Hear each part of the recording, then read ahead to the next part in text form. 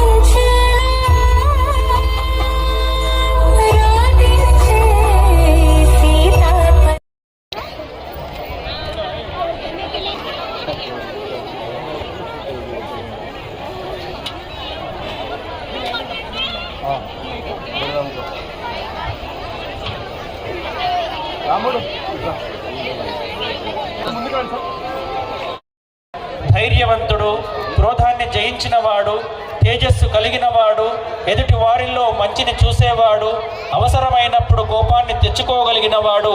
ఈ 16 గుణాలే రాముణ్ణి మహోన్నత వ్యక్తిగా తీర్చిదిద్దాయి. ప్రజల సంక్షేమం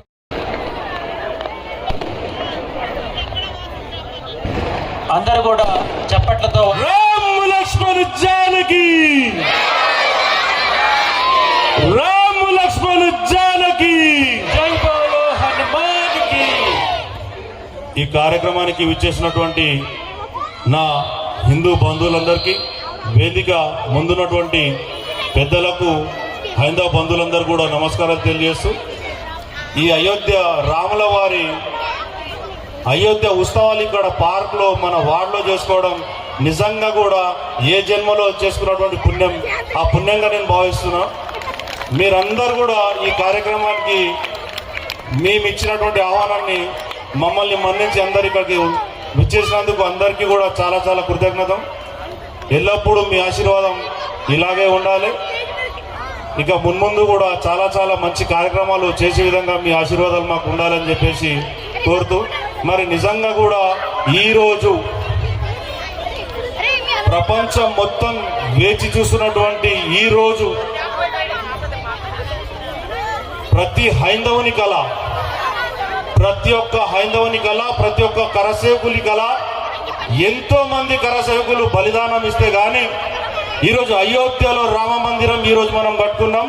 అది ఒక సమర్థవంతమైనటువంటి నాయకుడు మన మోదీ గారు, మన దేశ ప్రధాని మోదీ గారు ఉన్నందుకు, ఆ యూపీ రాష్ట్రం ఉత్తరప్రదేశ్లో ఓ పులి, అక్కడ సీఎం ముఖ్యమంత్రిగా ఉన్నందుకు యోగి ఆదిత్యనాథ్ గారు, వీళ్ళిద్దరు కూడా సమర్థవంతమైనటువంటి నాయకులు కాబట్టే మనం అక్కడ అయోధ్యలో రామ మందిరం నిర్మాణం చేసుకున్నాం. 500 సంవత్సరాల నుంచి వెయిట్ చేస్తున్నాం మనం. పెద్దలు ఎంతో పోరాటాలు చేశారు, ఎన్నో బలిదానాలు చేశారు. కానీ నిజంగా కూడా సమర్థవంతమైన నాయకులు, అవునా కాదా, అవునా కాదా, సమర్థవంతమైనటువంటి నాయకులు ఈ ఇద్దరు పులులు, ఈ ఇద్దరు ఉన్నందుకు మనం రాముని మందిరాన్ని నిర్మించుకున్నాం. మరి ఇక నుంచి మొదలైంది రామరాజ్యం, అవునా కాదా. ఇక నుంచి మొదలైంది రామరాజ్యం. తప్పకుండా రానున్న రోజుల్లో అయోధ్య ఒకటే కాదు, మనకు చాలా గుళ్ళు నిర్మించాల్సింది. ఇంకా మనం కోర్టులో ఎన్నో ఫైళ్ళు పెండింగ్లు ఉన్నాయి. మధుర ఉంది, కాశీ ఉంది, ఇవన్నీ గుళ్ళు కూడా తప్పకుండా నిర్మించుకుంటాం. నిర్మించుకురాలనా వద్దా? నిర్మించుకురాలంటే ఆ ఇద్దరి వల్లనే కాదు, కింది స్థాయిలో మనం కూడా ప్రతి ఒక్కరు ఆలోచించాలి. ప్రతి ఒక్క హైందవుడు మేలుకునాలి, మహిళలు మీరు కూడా మేలుకునాలి. ప్రతి ఒక్కరు మనం కలిసికట్టుగా ఐకమత్యంతో ఉంటే మరి ఎన్నో సాధించవచ్చు. మేము చిన్న ఉన్నప్పుడు చదువుకున్నాం, ఒక ఇంట్లో ఒక అన్నదమ్ములు అందరూ కూడా కలిసికట్టుగా ఉంటే వారి కుటుంబం ఎంతో సుభిక్షంగా ఉంటుంది. కానీ ఆ అన్నదమ్ములు విడిపోతే ఎన్నో అవస్థల పాలవుతారు ఆ కుటుంబం. అవునా కాదా? మరి మనం అందరం కూడా ఆలోచించాలి. హిందువులందరం కూడా ఒక కుటుంబ సభ్యులమే. హిందూ ధర్మం ఎప్పుడు కూడా ఏ ధర్మాన్ని దూషించలేదు, అగౌరవపరచలేదు. వారు ఎన్ని ఆటంకాలు, అన్ని ధర్మాలు మరి ఈరోజు జరుగుతున్నటువంటి పరిస్థితులు అన్ని కూడా గమనిస్తున్నాం. హైందవుల పైన, మన భూముల పైన, మన దేవుల పైన దాడులు జరుగుతున్నాయి, మన మహిళల పైన. మరి ఇవన్నీ కూడా అరికట్టాల్సిన అవసరం ఉన్నది. మీరందరూ కూడా ఐకమత్యంతో ఉండి మన ఇంట్లో పిల్లల్ని ఒక శివాజీ, ఒక రాణి రుద్రమాదేవి లాగా తయారు చేసి మనం అందరం కూడా ఖచ్చితంగా ఒక రాణి రుద్రమాదేవిని మన పిల్లల్లో చూసుకోవాలి. కార్యక్రమం మనం ఇక్కడ మన వాళ్ళలో చేసుకోవడం జరిగిందంటే వీళ్ళ సపోర్ట్ ద్వారానే.